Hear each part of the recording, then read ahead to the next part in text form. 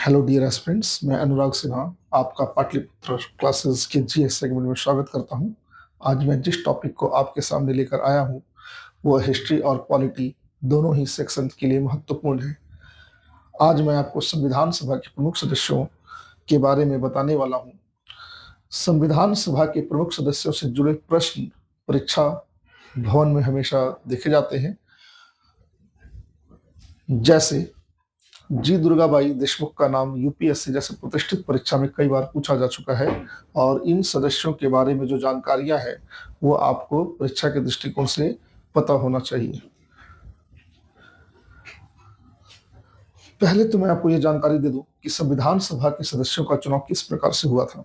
अगर आप यही नहीं जानेंगे कि संविधान सभा के सदस्यों का चुनाव किस प्रकार से हुआ था तो फिर इन सबको जानने का कोई फायदा नहीं है। संविधान सभा के सदस्यों का चुनाव 1935 में एक अधिनियम ब्रिटिश गवर्नमेंट ने बनाया था जिसे हम लोग भारत शासन अधिनियम कहते हैं। इस शासन अधिनियम के अंतर्गत पूरे देश में जो भी राज्य उस समय मौजूद थे वहां प्रांतीय विधानसभा के चुनाव हुए थे। उन्हीं प्रांतीय विधानसभा द्वारा निर्वाचित सदस्यों के द्वारा संविधान सभा के सदस्यों का चुनाव हुआ था। तात्पर्य यह है या कहने का अर्थ यह हुआ कि संविधान सभा के सदस्यों का चुनाव जनता द्वारा नहीं किया गया था बल्कि इनका चुनाव अप्रत्यक्ष रीति द्वारा किया गया था।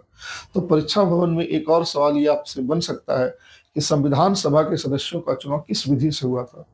तो मैं आपको बताता चलूं कि संविधान सभा के सदस्यों का चुनाव अप्रत्यक्ष निर्वाचन द्वारा हुआ था। जैसे आज हमारे यहाँ राज्यसभा के चुनाव जो कराए जाते हैं या विधान परिषद के चुनाव होते हैं या फिर राष्ट्रपति और उपराष्ट्रपति के जो चुनाव होते हैं ये अप्रत्यक्ष निर्वाचन विधि द्वारा ही कराए जाते हैं। मैं आपको कांग्रेसी सदस्यों के बारे में, संविधान सभा में जो गैर कांग्रेसी सदस्य थे उनके बारे में और संविधान सभा के महिला सदस्यों के बारे में जिनकी संख्या 15 थी, ये भी आपको जानकारी होनी चाहिए कि संविधान सभा में जो महिलाओं की संख्या थी वो 15 थी। जो 15 महत्वपूर्ण नाम है या 15 में से जो महत्वपूर्ण नाम है मैं उनके बारे में आपको आज बताना चाहूंगा। सबसे पहले तो मैं आपको कांग्रेसी सदस्यों के बारे में जानकारी दे दूं। पंडित जवाहरलाल नेहरू, इनका नाम सबसे पहले संविधान सभा में आता है क्योंकि संविधान बनाने के लिए जो उद्देश्य का प्रस्ताव है वो इन्होंने ही प्रस्तुत किया था। पंडित जवाहरलाल नेहरू का जो निर्वाचन है वो उत्तर प्रदेश से किया गया था। उत्तर प्रदेश को उस समय संयुक्त प्रांत भी कहते थे। उत्तर प्रदेश का पुराना नाम संयुक्त प्रांत था। पंडित जवाहरलाल नेहरू ने संविधान सभा में उद्देशिका प्रस्ताव को रखा था और देश जब गणतंत्र हुआ और जब देश का पहला निर्वाचन कराया गया तो पंडित जवाहरलाल नेहरू भारत के पहले प्रधानमंत्री बने, ये सर्वविदित है।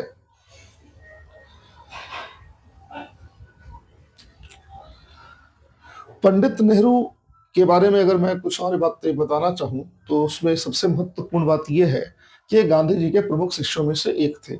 पंडित जवाहरलाल नेहरू की गांधी जी से मुलाकात 1916 के लखनऊ अधिवेशन में हुई थी और जवाहरलाल नेहरू गांधी जी के विचारों के प्रति बहुत अधिक समर्पित रहे। खैर, पंडित जवाहरलाल नेहरू के बारे में अगर बहुत ज्यादा प्रश्न परीक्षा भवन में तो नहीं बनते हैं, लेकिन फिर भी मैं आपको बताता चलूं कि पंडित जवाहरलाल नेहरू का जो चुनाव है वो संयुक्त प्रांत से किया गया था।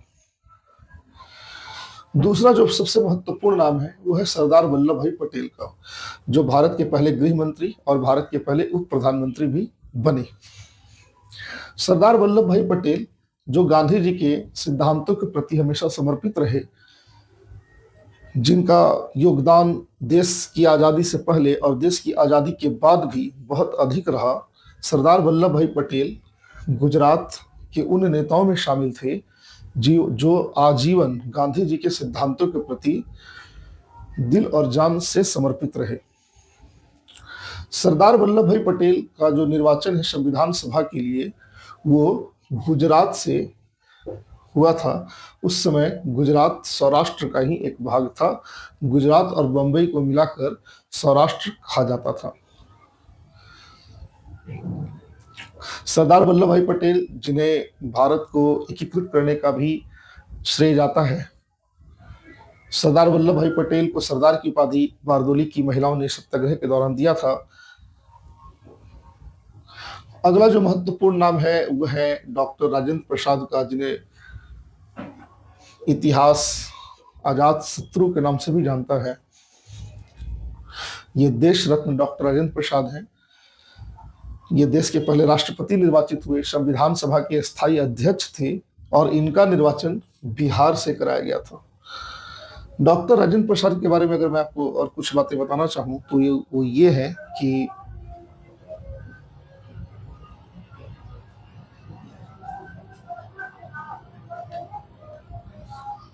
डॉक्टर राजेंद्र प्रसाद के बारे में मैं अगर आपको कुछ बातें और बताना चाहूँ तो ये है कि डॉक्टर राजेंद्र बाबू जो है, उनका जन्म सिवान में हुआ था और ये जीवन भर गांधी जी के सिद्धांतों के प्रति समर्पित रहे।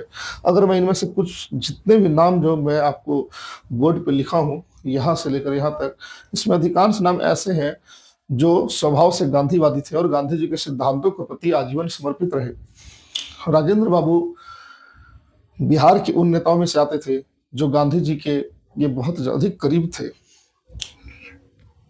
संविधान सभा के अध्यक्ष थे, उसके पहले पटना नगर निगम के मेयर भी थे। और जब गांधी जी ने विदेशी वस्तुओं और विदेशी कॉलेजों, स्कूल्स के बहिष्कार का आंदोलन चलाया तो राजेंद्र बाबू कलकत्ता विश्वविद्यालय के सीनेटर पद से इस्तीफा दे दिए। और इनके जो पुत्र थे मृत्युंजय प्रसाद, जो बहुत ही मेधावी छात्र थे, उन्हें भी कलकत्ता विश्वविद्यालय से हटाकर बिहार विद्यापीठ में उनका नामांकन करा दिया। डॉक्टर राजेंद्र प्रसाद को 1962 में भारत रत्न दिया गया। 1963 में इनका देहावसान हो गया। अगला जो नाम है मौलाना अबुल कलाम आजाद का, इनका निर्वाचन भी बिहार से हुआ था। इनका जन्म मक्का में हुआ था और ये भारत के पहले शिक्षा मंत्री थे और कांग्रेस के सबसे युवा अध्यक्ष भी मौलाना अबुल कलाम आजाद ही थे। आपको ये बात जानकारी होनी चाहिए कि कांग्रेस के सबसे युवा अध्यक्ष मौलाना अबुल कलाम आजाद बने थे। अगला नाम जो है वो चक्रवर्ती राजगोपालाचारी का है। ये देश के दूसरे गृह मंत्री थे और गांधी जी के समधी भी। इनकी बेटी का विवाह गांधी जी के छोटे पुत्र एवं चौथे पुत्र देवदास गांधी के साथ हुआ था। चक्रवर्ती राजगोपालाचारी दक्षिण भारत में हिंदी के प्रचार के लिए बहुत काम किए। बाद में कांग्रेस से मतभेद के बाद इन्होंने एक पार्टी बनाई, उस पार्टी का नाम स्वतंत्र पार्टी था। ये भी आप लोग याद रखेंगे कि उस पार्टी का नाम स्वतंत्र पार्टी था। ये भी हमेशा परीक्षा में पूछा जाता है। कांग्रेस के भीतर जिसने द्विराष्ट्र सिद्धांत को सबसे पहले स्वीकार किया, कांग्रेस के नेताओं में जिसने द्विराष्ट्र सिद्धांत को सबसे पहले स्वीकार किया, जिसने पाकिस्तान की मांग को स्वीकार किया, उसमें चक्रवर्ती राजगोपालाचारी का भी नाम आता है। चक्रवर्ती राजगोपालाचारी के इसी कृत्य से कांग्रेस के सदस्य नाराज हो गए और यही कारण रहा कि राष्ट्रपति पद के लिए इनका नाम आगे नहीं बढ़ाया जा सका और राजेंद्र बाबू उस समय देश के पहले राष्ट्रपति बने। जेबी कृपलानी, जिन्हें गांधी जी का दाहिना हाथ भी कहा जाता है, ये गांधी जी का राइट हैंड थे। इनका चुनाव भी संविधान सभा में संयुक्त प्रांत, जिसे आजकल यूपी के नाम से जानते हैं, संयुक्त प्रांत से हुआ था। जेबी कृपलानी झंडा समिति के अध्यक्ष भी थे। जेबी कृपलानी जिस समय भारत आजाद हुआ उस समय कांग्रेस के सदस्य मतलब कांग्रेस के अध्यक्ष जेबी कृपलानी थे।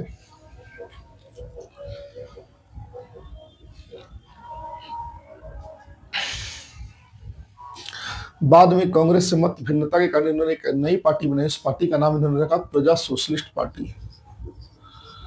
प्रजा सोशलिस्ट पार्टी।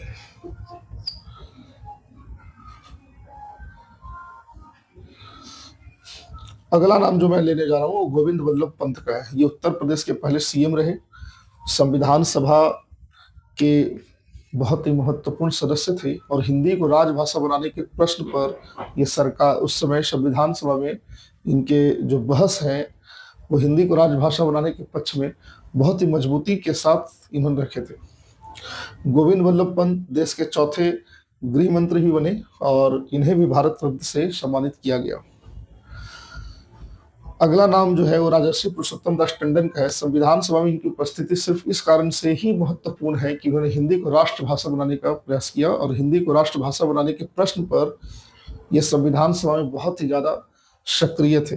राजर्षि पुरुषोत्तम दास टंडन हिंदी को राष्ट्रभाषा का दर्जा दिलाना चाहते थे।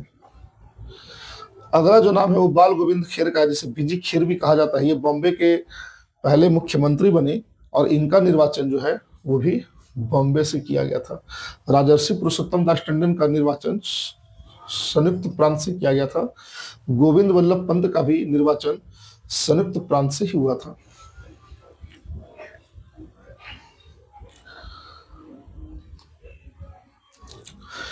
अगला जो महत्वपूर्ण नाम है वो है के एम मुंशी का। के एम मुंशी वह नाम है जो कांग्रेस में थे और इन्होंने विश्व हिंदू परिषद जिसका नाम आप लोग जानते हैं, विश्व हिंदू परिषद के संस्थापक सदस्यों में से एक थे और के एम मुंशी जवाहरलाल नेहरू के बहुत करीब थे। दो विपरीत विचारधाराओं के साथ सामंजस्य रखने वाली ये व्यक्ति संविधान सभा में बहुत से वाद विवादों में इन्होंने हिस्सा लिया और इनका जो निर्वाचन हुआ संविधान सभा में वो बॉम्बे प्रांत से हुआ था। अब मैं कुछ गैर कांग्रेस सदस्यों के नाम लेना चाहूंगा, जिसमें पहला नाम डॉक्टर सर्वपल्ली राधाकृष्णन का है। ये कांग्रेस से संबंधित नहीं थे, इनका चुनाव मद्रास से किया गया था और भारत और विदेशी दर्शन पर बहुत बराबर पकड़ होने के कारण संविधान सभा में इनके विचारों और इनके अनुभव का लाभ लेने के लिए इनका चुनाव मद्रास से हुआ था। ये मद्रास से चुने गए थे। डॉक्टर श्यामा प्रसाद मुखर्जी जो कभी कांग्रेस के सदस्य हुआ करते थे और बाद में इन्होंने कांग्रेस से इस्तीफा दे दिया। आपको पता होना चाहिए कि कश्मीर में जब 370 लगाया जा रहा था और कश्मीर में जब 35A लगाया जा रहा था, इसका काफी अधिक विरोध डॉक्टर श्यामा प्रसाद मुखर्जी ने किया था। ये भारत के पहले उद्योग मंत्री थे और भारत के मंत्रिमंडल के वो पहले सदस्य थे जिन्होंने सरकार से इस्तीफा दे दिया था, सिर्फ इसलिए कि सरकार कश्मीर पर जो स्टैंड ले रही थी उससे श्यामा प्रसाद मुखर्जी जी संतुष्ट नहीं थे। आज जो बीजेपी आप देख रहे हैं, इस भारतीय जनता पार्टी का पहले नाम जनसंघ हुआ करता था और इस जनसंघ के संस्थापक डॉक्टर श्यामा प्रसाद मुखर्जी थे। इनका चुनाव बंगाल से कराया गया था।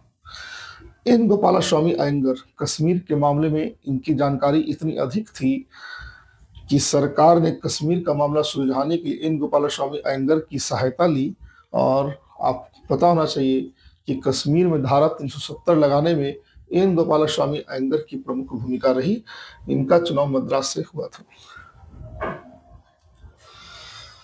एक जो महत्वपूर्ण नाम है वो है पंडित हृदयनाथ कुंजरू का। ये प्रख्यात न्यायविद थे। इनका राजनीति, समाज सेवा और न्याय प्रशासन में इनका बड़ा योगदान रहा है। इनका चुनाव भी उत्तर प्रदेश से ही हुआ था। अल्लादी कृष्ण स्वामी अय्यर जो कि संविधान सभा में बाबा साहब अम्बेडकर के साथ इन्होंने बड़ी महत्वपूर्ण भूमिका निभाई। ये प्रारूप समिति के भी सदस्य थे। अल्लादी कृष्ण स्वामी अय्यर, ये इनका चुनाव मद्रास से हुआ था और ये बाबा साहब अम्बेडकर के बहुत ही अधिक करीबी थे। टेक चंद बख्शी, जिन्हें कश्मीर का बहुत अच्छा ज्ञान था, कश्मीर मामले पर सरकार ने इनकी सहायता ली और आपको बताता चलूं कि कश्मीर को भारत में मिलाने या भारत में विलय करने में टेक चंद बख्शी का बड़ा योगदान रहा है। इनका चुनाव पंजाब से हुआ था। प्रोफेसर केटी शाह, केटी शाह संविधान सभा के उन सदस्यों में थे जिनका जो सुझाव है उस समय तो नहीं माना गया, लेकिन आने वाली सरकारों ने संविधान में संशोधन किया इनके सुझावों को मानते हुए। जैसे ये भारत को धर्मनिरपेक्ष राज्य घोषित करना चाहते थे, उस समय की सरकार, उस समय के संविधान सभा के जो लोग थे, उनके इनके इस बात से सहमत नहीं थे। लेकिन बाद में आप देखेंगे कि भारत के संविधान में धर्मनिरपेक्ष शब्द जोड़ दिया गया। केटी शाह वही सदस्य थे जिन्होंने संविधान बनते समय धर्मनिरपेक्ष शब्द जोड़ने की बात कही थी।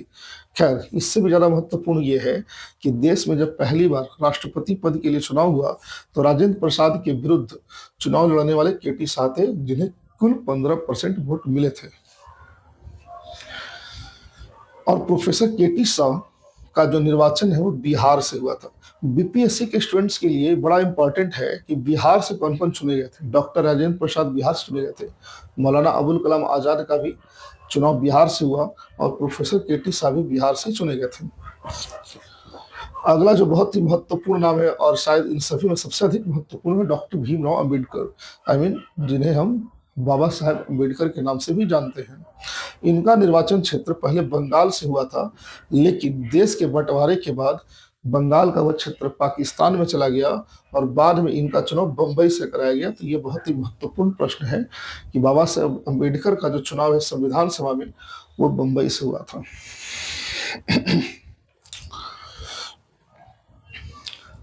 अगला जो नाम है डॉक्टर जयकर का है, जिनका निर्वाचन मुंबई से हुआ था।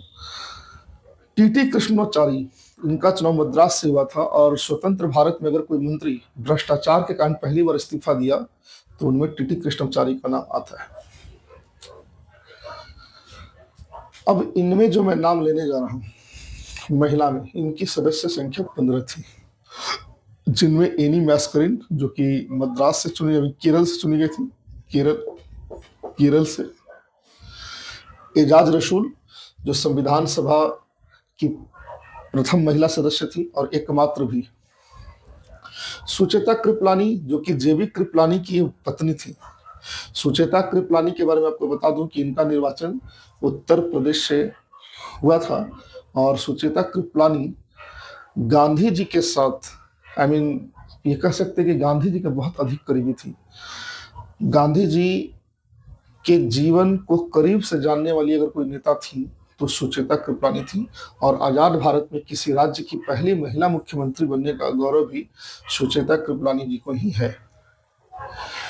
पूर्णिमा बनर्जी का नाम जहां तक मैं ले सकता हूँ, पूर्णिमा बनर्जी उत्तर प्रदेश से थी और प्रख्यात स्वतंत्रता सेनानी अरुणा आसिफ अली की एक बहन थी, और स्वतंत्रता आंदोलन से लेकर संविधान निर्माण में भी इनकी बड़ी महत्वपूर्ण भूमिका रही है। उसी तरह से कमला बनर्जी, जिनका चुनाव संयुक्त प्रांत से हुआ था। सरोजनी नायडू, जिनका निर्वाचन बिहार से ही हुआ था, है ना। इन्होंने 13 साल की उम्र में ए लेडी ऑफ द लेक नामक कविता लिखा, और इनके बहुत ही प्रसिद्ध कविताओं के नाम है जैसे golden threshold, broken wing, bird of time ना। तो ये सब जो इनकी बड़ी प्रसिद्ध कविताएं हैं। और ये संविधान सभा की महिला सदस्य थी। 1924 में जो पहली भारतीय महिला जो कांग्रेस की अध्यक्षा बनी वो सरोजनी नायडू थी। आपसे अगर पूछा जाए कि संविधान सभा की पहली महिला अध्यक्ष, तो एनी बेसेंट, जो कलकत्ता अधिवेशन 1917 में हुआ था उसमें एनी बेसेंट पहली महिला अध्यक्ष बनी। लेकिन अगर आपसे पूछा जाए कि संविधान सभा की पहली भारतीय महिला अध्यक्ष, क्योंकि एनी बेसेंट भारतीय तो थी नहीं, अगर कोई पूछे कि पहली भारतीय महिला अध्यक्ष, तो सरोजनी नायडू का नाम याद रखेंगे। 1925 के कानपुर अधिवेशन में इन्होंने कांग्रेस की अध्यक्षता की थी, और किसी राज्य, उत्तर प्रदेश राज्य और भारत के किसी भी राज्य की पहली महिला राज्यपाल बनने का क्रेडिट, गौरव सरोजनी नायडू को है, और भारत की पहली महिला मुख्यमंत्री किसी राज्य की सुचेता कृपलानी जी है। उसी तरीके से आप देखेंगे हंसा मेहता, जिनका निर्वाचन मुंबई से हुआ, मालती चौधरी उड़ीसा से, लीला राय का निर्वाचन बंगाल से हुआ, जी दुर्गाबाई जिनका निर्वाचन मद्रास से हुआ। ये यूपीएससी के प्रश्न कई बार आ चुका है। इनका निर्वाचन मद्रास से हुआ था, और ये भारत के रिजर्व बैंक के पहले गवर्नर सीडी देशमुख की पत्नी थी, ठीक है। और देशामनी युधन जो संविधान सभा के महिला सदस्यों में एकमात्र अनुसूचित जाति से आती थी, एससी थी, इनका चुनाव भी मद्रास से ही हुआ था। और एक और जो अन्मु स्वामीनाथन, इनका निर्वाचन भी मद्रास से ही करवाया गया था।